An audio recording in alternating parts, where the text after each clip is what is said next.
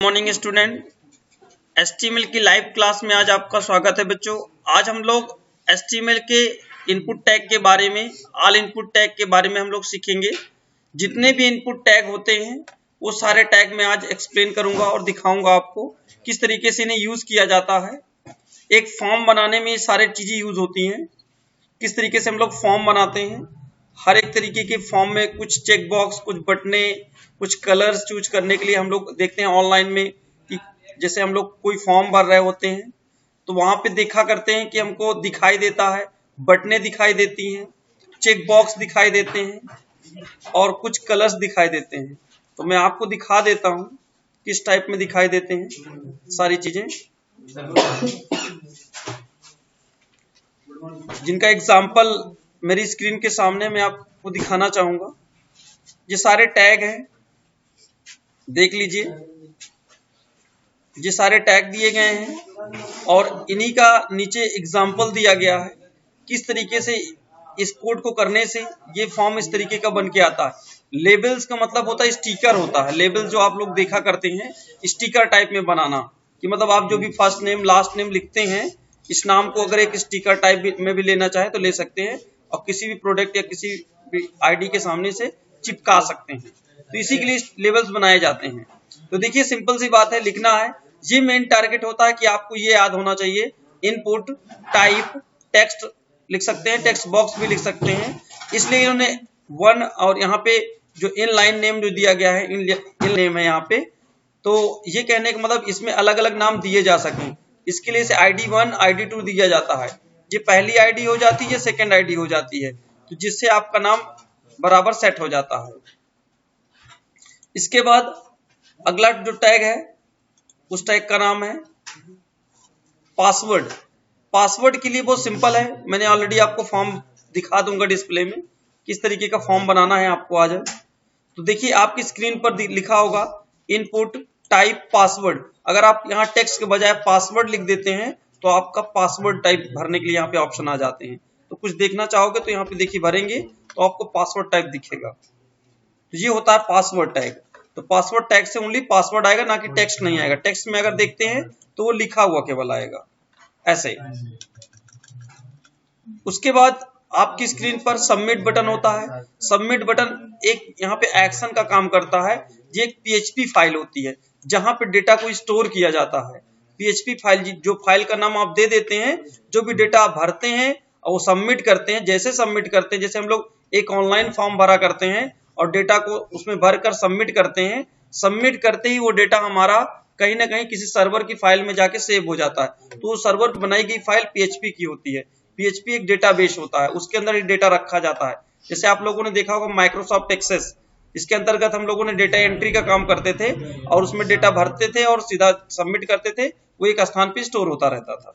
उसी तरीके ये भी काम करेगा आपका input type submit button. Submit button से डेटा भरते ही आप फॉर्म पूरा भरिए, जैसे आपने ये भरा और ये भरा नाम, लास्ट फर्स्ट नेम और लास्ट नेम, और अगर आप यहाँ सबमिट करते हैं तो ये तुरंत आपका डेटा तुरंत अगर सर्वर से कनेक्ट होता है तो तुरंत जाके सेव हो जाता है और इस पर कुछ नहीं करना होता है। इसके बाद बच्चों अगला जो टॉपिक है, अगला जो टैग है, उस टैग का नाम है रिसेट।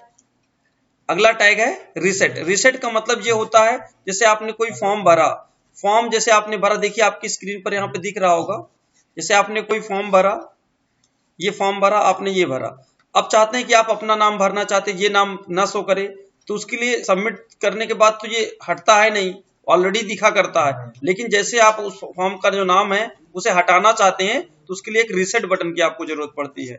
जैसे आप लोग कोई ऑनलाइन फॉर्म भरते हैं तो भरने के बाद रिसेट करना पड़ता है, उसी तरीके ये भी कवर करता है। जैसे आप इस पर क्लिक करेंगे ये रिसेट हो जाता है, यहाँ से ये बटन से ये डेटा रेज हो जाएगा, लेकिन ये नेटवर्क से कनेक्ट होना चाहिए।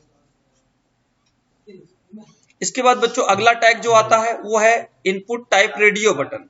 रेडियो बटन मैंने आपको बताया था उस दिन कि रेडियो बटन एक सर्कल में होता है। आप लोग देख सकते होंगे जैसे कोई ऑप्शनल होता है, जैसे मेल फीमेल अदर, इनको चूज करने का फंक्शन आता है, तो वो इस तरीके से, और उसका कोड यहाँ पे ये स्क्रीन, आप इसका स्क्रीनशॉट ले सकते भी हैं, मैं एक एक करके दिखा भी दूंगा आपको। ये आपका फॉर्म का रेडियो बटन है। रेडियो बटन अगर आप इसकी मीनिंग डिफरेंट करेंगे तो गड़बड़ हो जाएगा। मेन यही होता है, इनपुट जो कमांड होती है इसको आपको देना होता है। और अलग अलग अगर चूज करना है तो यहाँ पे देखिए जेंडर 1, जेंडर 2, जेंडर 3 भी कर सकते हैं, अलग अलग भी। इसके बाद अगला जो टैग है वो है चेक बॉक्स। बच्चों चेक बॉक्स होता है यहाँ पे कहने का मतलब, जैसे आप लोग देखते हैं कि एक ऑप्शन, दो ऑप्शन होते हैं, दोनों को चेक करना होता है। जैसे आप लोग हॉबीज वगैरह देखा करते हैं कि दो दो हमें भरनी पड़ती है, तो हॉबीज में जैसे आप म्यूजिक भी करते हैं, सिंगिंग भी जान करते हैं, तो दोनों पे टिक करना होता है। तो उसके लिए हम लोग जब फॉर्म में बनाते हैं तो ये कुछ इस तरीके का देखिए आपको स्क्रीन पर दिखेगा। तो आप इस तरीके का डेटा बना सकते हैं इसके जरिए। ये कमांड देंगे, इस कमांड के जरिए आपका आउटपुट ये आने वाला होगा। अगला जो टैग है वो है बटन। बटन एक एक्शन बटन होती है। जैसे अगर आप कोई चीज लिखते, अलर्ट आता है, जैसे आप सबमिट करते हैं फॉर्म तो उस पर एक मैसेज आया करता है, पॉपअप विंडो खुल के आती है। तो वो किस तरीके बनाई जाती है और उस मैसेज क्या डालना होता है, वो इस तरीके से मैसेज, जैसे हमने लिख दिया हेलो वर्ल्ड, तो वहां पे जैसे मैं क्लिक करूंगा तो वहां पे अलर्ट में दिखाएगा हेलो वर्ल्ड। अदरवाइज अगर आप अपना नाम भी दिखाना चाहते हैं तो यहाँ अपना नाम लिखिएगा और सीधा सीधा आपका नाम जैसे आप क्लिक करिएगा तो आपको पॉपअप विंडो में जैसे हेलो वर्ल्ड देखिए लिख के यहाँ आ रहा है। आप इस अपनी स्क्रीन पर देखिए, जो ऊपर ये यहाँ पास आप देख रहे होंगे कि ये हेलो वर्ल्ड देखिए लिख के आ रहा है। लेकिन यहाँ पास अगर आप हेलो वर्ल्ड के बजाय अपना यहाँ नाम भी फीड कर देंगे तो आपका नाम भी यहाँ शो करेगा। तो यही एक मतलब पॉपअप विंडो ओपन करने के लिए, मैसेज मतलब अलर्ट करने के लिए बनाया जाता है। इसको इस टैग का यूज किया जाता है। Input type button on click, जैसे आप क्लिक करेंगे तो अलर्ट मैसेज में क्या आए, ये आए। सर ये सर्वर से कनेक्ट रहेगा तब भी? नहीं ऑफलाइन भी आ जाएगा, कोई दिक्कत नहीं होगी। सर्वर से जैसे कनेक्ट रहेगा तो आपका ये हेलो वर्ड तो आना ही आना है, लेकिन जो कार्य आप कर रहे होंगे वो हो जाएगा। इसके बाद आप लोग देखे होंगे कि आपके पास एक बॉक्स होता है कुछ इस तरीके के, और उस बॉक्स में आप लोग यहाँ पे एक बटन बनी होती है और इधर कलर दिखा करते हैं। और या इस बटन पे जैसे आप क्लिक करते हैं तो आपकी स्क्रीन पर बटन का एक पैनल खुल जाता है। जैसे आप लोगों ने माइक्रोसॉफ्ट वर्ड वगैरह में देखा होगा, तो वो भी एक प्रोग्रामिंग करके ही बनाया गया है, लेकिन अलग अलग सॉफ्टवेयर पे सब बनाए गए हैं। तो देखिए इस तरीके का आपको पैनल मिलेगा। जैसे आपने लिखा है इनपुट टाइप कलर, मैंने ये टैग आपको बताया भी था। इनपुट टाइप कलर लिखते ही आपको कलर पैनल एक मिलेगा, लेकिन वो यहाँ पे डिस्प्ले नहीं दिखाया जा रहा है, जबकि हमको अगर यहाँ पे देखेंगे तभी दिखेगा। मैं आपको दिखाना चाहूंगा, मैंने ऑलरेडी बना के रखा है, अगर नहीं भी है तो मैं आपको दिखाना चाहूंगा। तो देखिए फॉर्म से जुड़े टॉपिक हैं। तो यहाँ पास देखिए फॉर्म नाम का एक पैनल है जो कि प्रोग्रामिंग की गई है। तो देखिए यहाँ पास कुछ चीजें मैंने जबकि ऐड करके रखी है, ये फ्लैश होल्डर वगैरह सारी चीजें मैंने इसके अंदर जोड़ के रखी है। ये फ्लैश होल्डर होता है, जो नाम अंदर से शो किया करता है, इसे फ्लैश होल्डर बोलते हैं। फ्लैश होल्डर पे जो भी चीज आप उसके अंदर टाइप कर देते हैं तो ये नाम हमेशा मिटेगा नहीं, यहाँ जब आप लिखेंगे तभी ये मिटेगा कि आप अपना नाम दे रहे हैं। तो देखिए ये तो जेंडर वगैरह आप समझ गए होंगे, कैलेंडर भी, ये सारी चीजें इसी के अंतर्गत आती है। लेकिन कलर यहाँ नहीं दिख रहा, कलर कैसे हमको इसके अंदर डालना है, तो इसके लिए फॉर्म की कोडिंग हमें ढूंढनी है। फॉर्म की हमारी कोडिंग कहाँ पे है, तो आप यहाँ चले आएंगे। जब आप फॉर्म वाले ऑप्शन पे जाएंगे, जी आपको वहां जरूरत है कलर ऐड करने के लिए, तो आप कमेंट के नीचे चले आइए फॉर्म के पास, आप यहाँ कमांड दीजिए इनपुट टाइप, यहाँ पे कलर्स लिख देंगे कुछ इस तरीके से। सॉरी मीनिंग डिफरेंट नहीं करिएगा, नहीं पूरा गड़बड़ हो जाएगा, आप इसको ऑफ कर दीजिएगा। इसके बाद आप यहाँ पे BR लगा देंगे, जैसे BR से ब्रेक होता है तो आप ब्रेक कर लीजिएगा और इसको सेव कर दीजिएगा। सेव करने के बाद बच्चों सीधा अपने ब्राउजर पे आइएगा और रिफ्रेश कर दीजिएगा। जैसे आप रिफ्रेश कर देंगे, आपके पास अगर इसका नाम दे देते तो बहुत अच्छा रहता। तो कुछ इस तरीके का देखिए कलर एक पैनल खुल जाता है आपके सिस्टम में। तो ये कलर टैग का जो मतलब होता है, कलर जैसे आप लोग अपने फेस का कलर बताना चाहते हैं तो कलर से आप यहाँ जब फॉर्म सबमिट करेंगे तो वही कलर सेलेक्ट करके सबमिट कर देंगे, तो इससे पता चल जाएगा कि आप किस कलर में हैं। क्लियर हुआ? या और भी चीजें इंफॉर्मेशन मांगी जाती है, कलर डॉक्यूमेंट्स वगैरह, तो उस तरीके कलरफुल आप यहाँ दिखा सकते हैं। इसके बाद अगला जो टॉपिक है आपका वो है डेट से रिलेटेड। डेट अगर आप डालते हैं तो आपके सिस्टम में डेट टाइप का एक कैलेंडर आ जाता है। वो कुछ इस तरीके का आप देख लीजिए। जी कैलेंडर बनाने के लिए डेट का यूज किया जाता है। इसके बाद अगला जो टैग है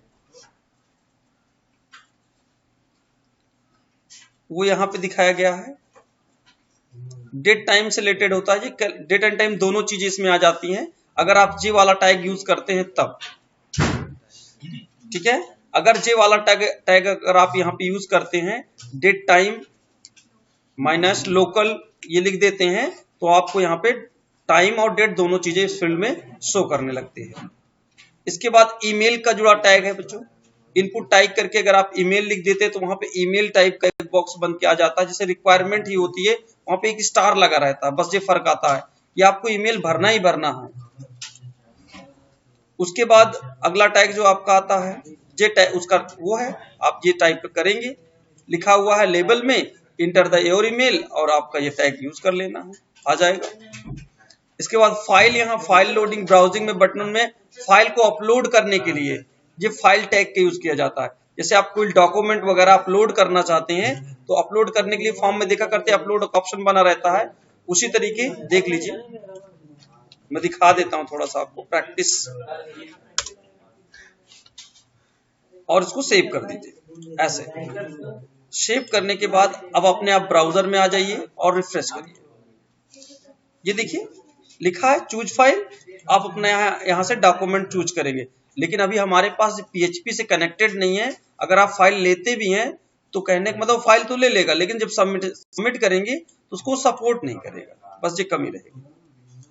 ये देखिए उस फाइल ने ले लिया, बैकअप उसने उठा लिया, लेकिन आप सोचो कि कहने का मतलब ये कहीं सबमिट हो जाए तो ये संभव नहीं, ओपन हो जाएगी, सब कुछ होगा, लेकिन कहने का मतलब है आप उस पर कुछ कर नहीं सकते। इसके बाद अगला टैग है हिडन। हिडन का मतलब वहां पे कोई चीज यूजर पर डिस्प्ले नहीं होगी, इसका यही मतलब होता है। हाँ,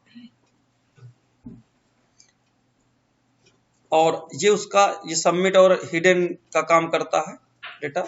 और आप मंथ अगर टाइप करते हैं तो आपको मंथ वहां पे वही कैलेंडर टाइप का ही डेटा आएगा, ठीक है। हाँ, इनपुट टाइप नंबर, नंबर के लिए नंबर आप समझते होंगे कि नंबर वैल्यू ही वहां दी जा सकती है, ना कि टेक्स्ट वैल्यू। नहीं दिखा ना, न्यूमेरिक इनपुट फील्ड, वहां पे एक न्यूमेरिक इनपुट फील्ड आ जाएगी। मैं दिखा देता हूं एक प्रैक्टिस करके आपको,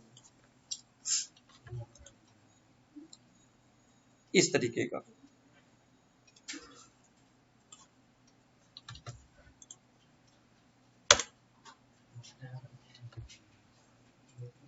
यहाँ पे शेप और ब्राउज और रिफ्रेश करना, इस तरीके से।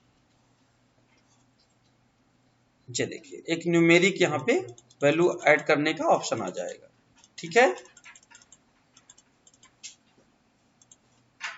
इसके बाद अगला जो टैग है बच्चों रिस्ट्रिक्शन होता है। जैसे आप लोग देखते हैं कोई मैसेज वगैरह रेडियो बटन पे टिक करते हैं तो एक मैसेज आता है, तो उसी के लिए जो है कितनी लेंथ में मिनिमम चेक बॉक्स कितनी लेंथ चाहिए उस हिसाब से यहाँ सेट करना होता है। बस यही सारे टॉपिक हैं बच्चों, आपको मैं ऑलरेडी पूरा टैग दे देता हूँ, आप स्क्रीनशॉट इसकी ले लीजिए, जिससे आपको प्रॉब्लम नहीं होगी। सारे टैग आपकी स्क्रीन पर है, देख लीजिए एक एक करके। मैं स्लो मोशन में आपको दिखा देता हूँ, जिससे आप वीडियो को पॉज करके देख सकते हैं एक एक करके। रेंज के लिए होता है, सर्च बटन बनाना, सबमिट बटन बनाना, टेलनेट बटन बनाना है, टेक्स्ट टाइम जो सब जान चुके हैं। ये सारे टैग एक फॉर्म में यूज होते हैं, अगर इनको याद कर लेंगे तो आपको फॉर्म बनाने में कोई प्रॉब्लम नहीं होगी। तो ये सारे कोड है, आप इनका भी स्क्रीनशॉट ले सकते हैं, जो कि मैंने अभी रिपीट किए हैं आपको एक एक करके। ये आप सब नोट कर लेंगे तो आपके लिए बेटर होगा। मिलते हैं बच्चों, सबको समझ में आ गया? यस। मिलते हैं बच्चों नए टॉपिक के साथ।